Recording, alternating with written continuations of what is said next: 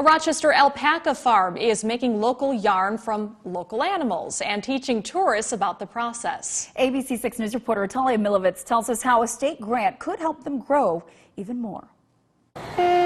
We always joked about raising alpacas because it just kind of sounded like a funny thing to do. So 7 years ago, Brett Pauley and his wife bought a few, even though they knew nothing about farming. We knew we loved animals, we knew we loved alpacas, and we learned as we went. Now they have 18 alpacas, 2 horses, 4 goats, 12 chickens, 5 cats, and a duck.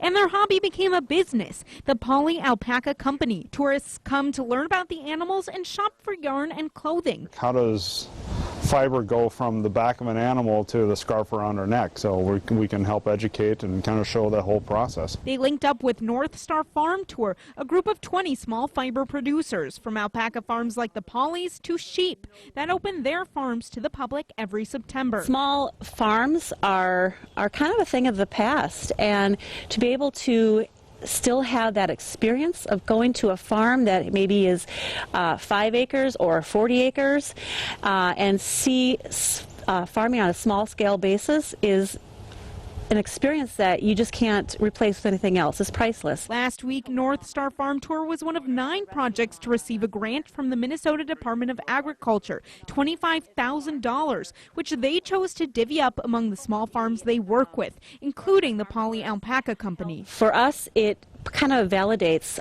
what we're trying to do with agritourism. We have a limited amount of property, and a lot of it is on a hillside and covered with invasive species.